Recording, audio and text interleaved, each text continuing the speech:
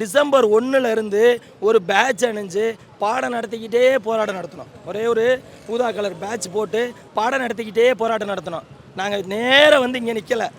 உங்களுக்கு டிசம்பர் 1லேருந்து இந்த இவ்வளோ நாள் லீவ் விடுற வரைக்கும் 25 நாள் நாங்கள் உங்களுக்கு அறிக்கை கொடுத்துக்கிட்டே தான் இருந்தோம். எங்களுக்கு செஞ்சு கொடுங்கன்னு பாடம் நடத்திக்கிட்டே போராட்டம். நாங்கள் எப்போவுமே பள்ளி நாளில் போராடினது இல்லை. நாங்கள் இப்போ மாணவ செல்வங்களோட படிப்பு வீணாக போயிடக்கூடாதுன்னு விடுமுறையில் தான் போராடுறோம். ஒரு வருஷம் கூட நான் வேலைக்கு வந்ததுலேருந்து ஒரு வருஷம் கூட இந்த டிசம்பர் மாதம் லீவு வீட்டில் இருந்ததே கிடையாது.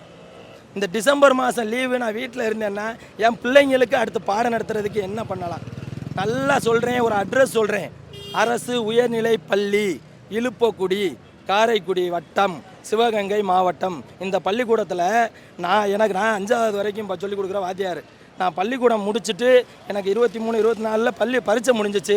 அடுத்த நாள் இந்த ஹைஸ்கூலில் போய் 10 கிளாஸ் ரூமையும் ஸ்மார்ட் கிளாஸ் ஆக்கிக்கிட்டு இருக்கோம். கவர்மெண்ட்லேருந்து நிதி கொடுக்கல சார். எங்கள் ஊர் பொதுமக்கள்கிட்ட வாங்கி எங்கள் ஊர் அது.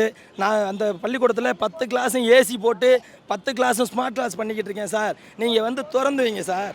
ஜனவரி 26ஆம் தேதி அந்த பள்ளிக்கூடத்தை திறக்க போகிறோம் சார். இப்படி செஞ்சுக்கிட்டு இருக்கிற ஆசிரியர் நாங்கள். எனக்கு நீங்கள் தர வேணாம்.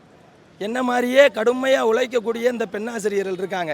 இவங்கெல்லாம் சேர்ந்து தானே உங்களுக்கு கல்வியில் சிறந்த தமிழகம்னு பெருமை தேதி கொடுத்தாங்க. அன்பில் மகேஷ் பொய்யாமொழி சார், ஸ்டாலின் சார், உங்களுக்கு கல்வியில் சிறந்த தமிழகம்னு பெருமை தேடி கொடுத்தது இந்த உட்கார்ந்துருக்க பெண்ணாசிரியர்கள் தானே சார். அவங்கள ஏன் சார் ரோட்டில் 7 நாளாக உட்கார வைக்கிறீங்க?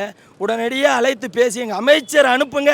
எங்கள் அமைச்சர் வந்து நின்றார்னா, எங்களை கூப்பிட்டு பேசினார்னா உடனடியாக அன்னைக்கே நாங்கள் எந்திரிச்சு போயிடுவோம். அன்றைக்கி தீர்வு எங்களுக்கு கிடச்சிரும்.